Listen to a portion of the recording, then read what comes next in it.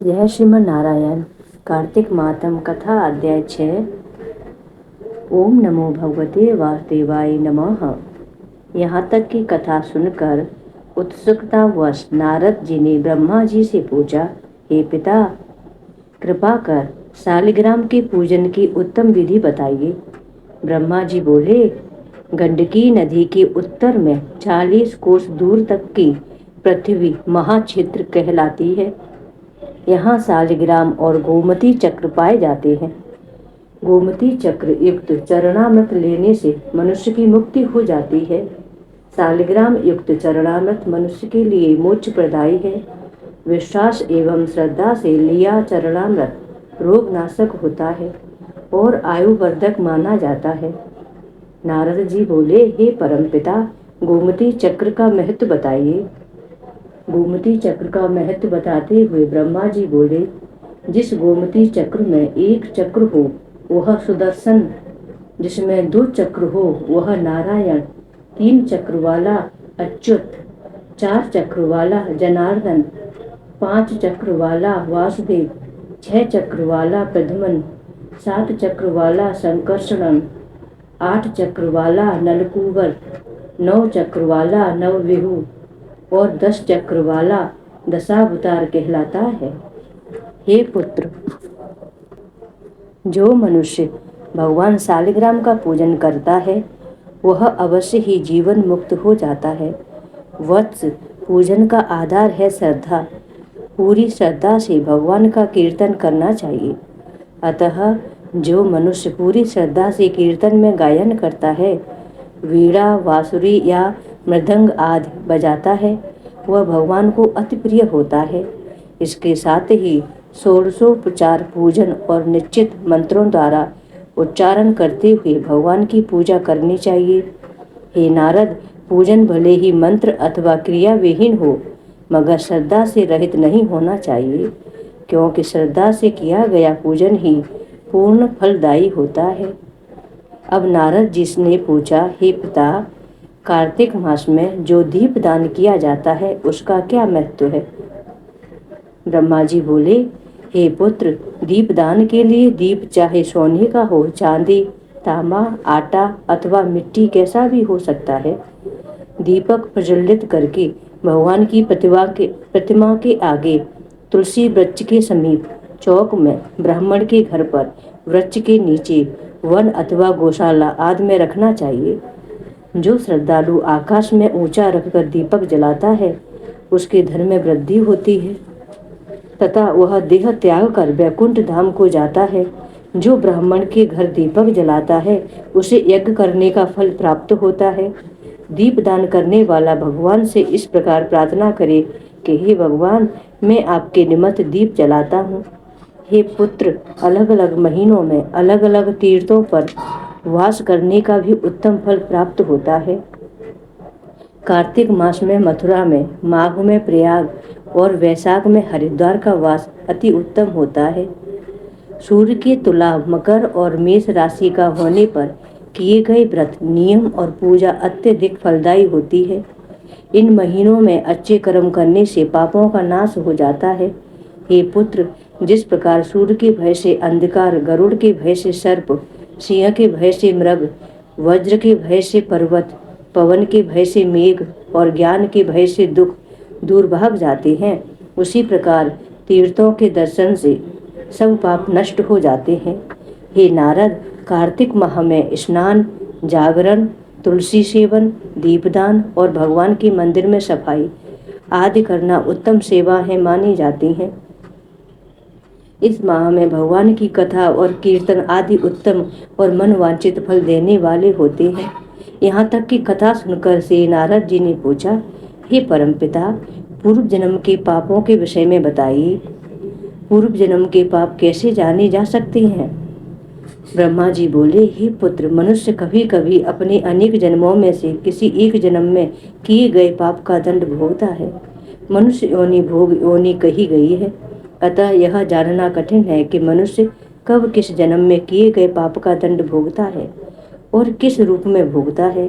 परंतु शारीरिक कष्ट, अपयश, कलंक, धन हानि, पुत्र क्षति आदि सभी पूर्व जन्मों के पापों के फल हैं। हे नारद, भगवान का नाम स्मरण, सेवा, दान और कृच्छ्राद्ध व्रत से मनुष्य अपने पापों से मुक्त होता है। यह जानकर नारद जी ने पूछा, हे पितामह, कृच्छ्रादि व्रतों के विषय में कृपा कर विस्तार से बताइए। इसको स्पष्ट करते हुए ब्रह्मा जी बोले, हे नारद, दिन में केवल एक समय भोजन करना पादकृच्छ व्रत, 3 दिन सायंकाल और 3 दिन प्रातःकाल भोजन करने से अतिकृच्छ व्रत होता है। सायंकाल 22 और प्रातःकाल 26 अथवा 24 ग्रास भोजन करना भी अतिकृच्छ व्रत कहलाता है। 3 दिन भोजन करे और 3 दिन उपवास करना भी अतिकृच्छ व्रत कहलाता है। इसी प्रकार सायंकाल और प्रातःकाल 1-1 ग्रास और 2 दिन बिना मांगा भोजन करे तथा अगले 2 दिन शुद्ध उपवास करने पर कृच्छ्रार्थ व्रत कहलाता है।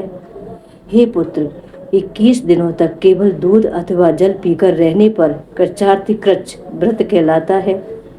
12 दिनों तक उपवास करने को पुराक व्रत कहते हैं। 4 दिनों तक उपवास करना, तत्पश्चात सत्तू खाना अथवा छाछ पीना, उसके बाद ब्राह्मण को वस्त्र एवं दक्षिणा देना, इसे सौम्य कच्छ व्रत कहा जाता है। हे पुत्र, इस प्रकार व्रत करने, ईश्वर की भक्ति करने तथा साधु संतों की सेवा करने से सब पापों का नाश हो जाता है। इसी प्रकार मनुष्य को तप्त कृच्छ व्रत, जल कृच्छ व्रत और पितामह कृच्छ व्रत करने चाहिए। तृप्त कृच्छ व्रत में तपा गरम दूध, घी और जल 1-1 द्रव्य प्रतिदिन पिए और 1 दिन उपवास करना चाहिए। उपवास करके उस रात्रि को जल में स्थित रहे तो इसे जल कृच्छ व्रत कहा जाता है। ऐसा करने से वैकुंठ की प्राप्ति होती है। पितामह कृच्छ व्रत करके दिन में भगवान कृष्ण का पूजन करना चाहिए। इससे साधक सभी लोकों में पवित्र होकर वैकुंठ को जाता है। कार्तिक सुदी छठ से 3 दिन केवल दूध पीकर, नवमी से 3 दिन उपवास करने से वैकुंठ का वास मिलता है।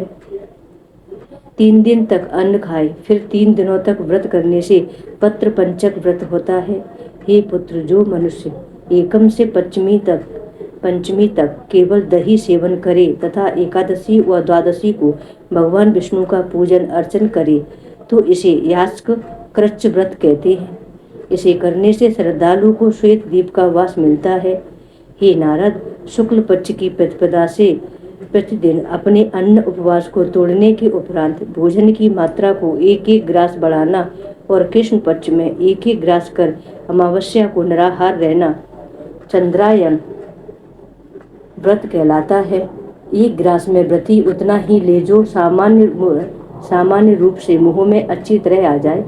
हे पुत्र, आरंभ में जो गाय के चारों स्तनों का, फिर 7 दिन केवल 2 स्तनों का और फिर 6 दिन केवल 1 स्तन का दूध पीता है, उसके उपरांत 3 दिन केवल वायु पर जीवित रहता है, वह सोमपान व्रत कहलाता है। यह व्रत सभी पापों का नाश करने वाला है। हे महर्षि, जो मनुष्य कार्तिक मास में नियम पूर्वक कांजी, गेहूं अथवा चावल की दुग्ध, घृत, दधी, जल और पंचगव्य का सेवन करता है, वह सप्ताह कृच्छ्रा व्रत करता है। इस व्रत को करने वाला विष्णु लोक का अधिकारी होता है। पलाश, बेल, गूलर का काढ़ा और गर्म दूध पीकर एकादशी का व्रत कर द्वादशी को पारण करने वाला वैकुंठ का अधिकारी होता है। जो मनुष्य कार्तिक शुदी सप्तमी, अष्टमी, नवमी और दशमी को केवल जल कमल का सेवन करे और एकादशी व्रत करे तो इसे लक्ष्मी व्रत कहा जाता है और इसे करने से लक्ष्मी की प्राप्ति होती है। कार्तिक शुदी 14 को विधि पूर्वक व्रत तथा गौरी का पूजन करना चाहिए। व्रत के बाद गौ घृत से हवन करना चाहिए। हवन वैदिक मंत्रों से किया जाता है। इस प्रकार व्रत की पूर्ति हवन द्वारा करने से श्रद्धा बढ़ती है। ईश्वर भगवान विष्णु के प्रति आस्था दृढ़ एवं स्थिर होती है। व्रत समाप्त पर ब्राह्मण को भोजन एवं वस्त्र आदि दक्षिणा एवं गोदान आदि करना चाहिए। इस प्रकार कृच्छ्रादि व्रतों का महत्व शास्त्रों में वर्णित है। व्रत ईश्वर को प्रसन्न करने का सबसे सरल माध्यम है। इससे श्रद्धालु को परम पद की प्राप्ति होती है। बोलिए श्री हरि नारायण की जय। 7वां अध्याय। विभिन्न व्रतों का परिचय पाने के बाद राजा पृथु ने कहा, हे नारद जी, विभिन्न व्रतों का परिचय पाकर मुझे बड़ी प्रसन्नता हुई। अब एक कृपा और करें, कार्तिक माह के किसी एक प्रमुख व्रत के विषय में बताइए। हे राजन, लोकहित में तुमने यह बड़ा ही सुंदर प्रश्न किया है। सुनो, मैं विस्तार पूर्वक कहता हूँ। नारद जी ने कहा, कार्तिक मास में परम पवित्र और पापनाशक व्रत है तख्त व्रत। सौभाग्यवती स्त्रियों को यह व्रत अवश्य करना चाहिए। हे राजन, व्रत करने का जो विधि विधान ब्रह्मा जी ने मुझे बताया वही मैं तुमसे कहता हूँ, ध्यान पूर्वक सुनो। आश्विन मास की पूर्णिमा को प्रातः काल ब्रह्म मुहूर्त में सैया छोड़ देनी चाहिए तथा नित्य कर्मों से निवृत्त हो स्नान करें। किसी नदी, सरोवर आदि पर स्नान करें तो उत्तम है। यदि ऐसी व्यवस्था न हो तो घर में ही स्नान करें। व्रत से एक दिन पहले सिर न धोवें। स्नान के बाद सुंदर वस्त्र आभूषण धारण करें। परमात्मा का स्मरण कर व्रत का संकल्प लें और इस प्रकार प्रार्थना करें कि हे जगतपति, आप मेरे समस्त कुल की रक्षा कीजिए। मेरी पति यदि स्त्री करे तो अथवा मेरी पत्नी यदि पुरुष करे तो एवं बच्चों की रक्षा कीजिए। उसके बाद भगवान सूर्य को प्रणाम करें। दिन के समय भोजन नहीं करना चाहिए और न ही जल ग्रहण करना चाहिए। पूरा दिन भजन पूजन में ही बिताना चाहिए। हे राजन, सायंकाल में चांदी के पात्र में दूध डालकर ब्रह्मा जी का पूजन करना चाहिए। ब्रह्मा जी की सोने, चांदी, तांबा अथवा मिट्टी की मूर्ति बनानी चाहिए। उसे लाल वस्त्र पहनाएं और विधि पूर्वक पूजन करें। चांदी के पात्र में रखे दूध को सोने की मथानी से मथें और प्रार्थना करें, हे ब्रह्मा जी, मेरे पति, पत्नी और संतान की रक्षा करें। उन्हें धन्य धान से युक्त और चिरंजीवी करें। नित्य प्रति पंच देवों का पूजन करें। उसके बाद ब्राह्मणों को भोजन कराएं। परिवार के वृद्ध परिजनों को उत्तम एवं स्वादिष्ट भोजन खिलाकर तृप्त करें। स्वयं संध्या होने पर तारों के दर्शन करके भोजन करें। आश्विन शुक्ल पक्ष की पूर्णमासी को किया गया यह व्रत ब्रह्मा जी का तख्त व्रत कहलाता है। यह व्रत सभी प्रकार के पापों को नष्ट करता है तथा मनोकामनाएं पूर्ण होती हैं। ज्ञानी जन इस व्रत के फलस्वरूप मुक्ति प्राप्त करते हैं। ब्रह्मा जी के सम्मुख इस दिन कपूर प्रज्वलित करने से साधक को वृक्षदान एवं गोदान का फल मिलता है। जो साधक ब्रह्मा जी को केसर, कस्तूरी सहित कपूर चढ़ाता है उसकी कई पीढ़ियां ब्रह्मलोकों को प्राप्त होती हैं। जो श्रद्धालु महिला इस दिन वस्त्र दान करती है वह वर्षों तक वैकुंठ में वास करती है। गहने दान करने पर ब्रह्मलोक की प्राप्ति होती है। सप्तम अध्याय संपूर्ण। बोलिए श्री हरि नारायण की जय। श्रीमन नारायण नारायण हरि हरि।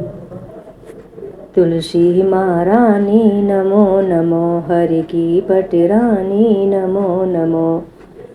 धन तुलसी पूरन तप कीनो, शालिग्राम बनी पटरानी नमो नमो।